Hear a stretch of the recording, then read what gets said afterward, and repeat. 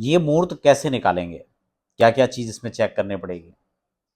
खासकर क्या होता है कि जब छत ढलाई का काम होता है तो आपने उसमें देखा होगा कि स्थिति इस प्रकार की होती है कि सेटरिंग लग गया लेकिन अभी कंप्लीट नहीं हो पाया। हो सकता है 2 दिन लग जाए, 4 दिन लग जाए या सप्ताह भर लग जाए, कुछ डिसाइड नहीं हो पाता है। कई बार किसी परिस्थितियों बस विलंब भी हो जाता है, तो कई बार तत्काल में जहां 4 दिन बताया था वहां 2 दिन में ही तैयार हो जाता है। ऐसा भी कई बार हो जाता है। तो ये डिपेंड करता है वहां की लोकेशन पर और किस प्रकार के ठेकेदार हैं आपके, कॉन्ट्रैक्टर क्या, कैसे क्या काम हो रहा है, उस प्रकार का मौसम पर, कई चीजों पर डिपेंड करता है। लेकिन ऐसी स्थिति में व्यक्ति को क्या लगता है, कुछ असमंजस की स्थिति बन जाती है, क्या करें क्या ना करें, कब होगा कैसे होगा। तो मुहूर्त के लिए भी फिर वो दिक्कतें उनके सामने आती हैं। तो इसमें तत्काल मुहूर्त की क्या व्यवस्था है उसको भी थोड़ा समझेंगे। मैं स्टेप बाय स्टेप आपको कई चीजें इसमें क्लियर करूंगा। तो सबसे पहले हम सूत्र मेथड को समझ लें कि अगर छत ढलाई का मुहूर्त है तो आपको क्या इसमें निकालना है, कैसे इसमें निकालना है, कैसे देखना है, कैसे चेक करना है।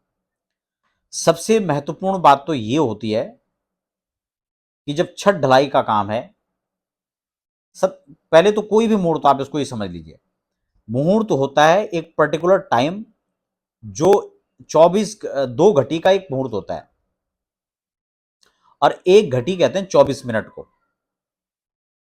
तो 24 दूनी 48 हो गया। तो 48 मिनट का एक प्रॉपर वो समय जब आप किसी भी कार्य का शुभारंभ करते हैं, उसी को कहा जाता है मुहूर्त।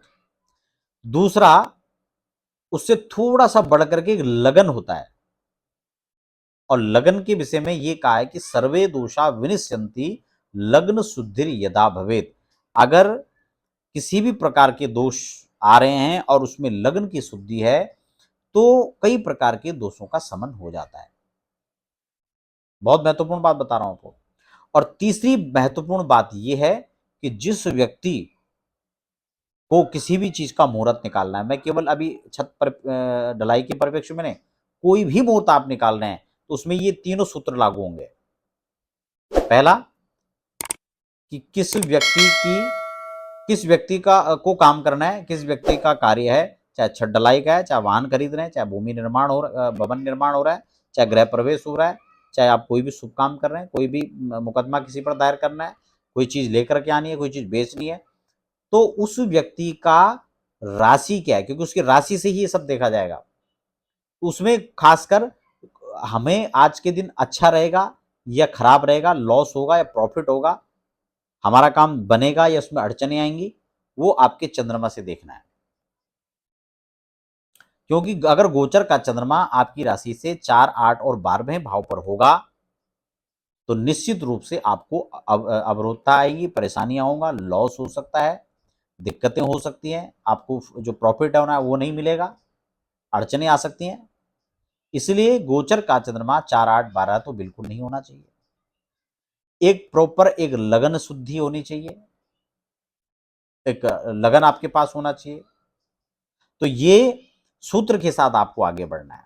अब छत ढलाई के लिए हमें ये चीजें देखनी है और इसके साथ साथ में खासकर पंचक ना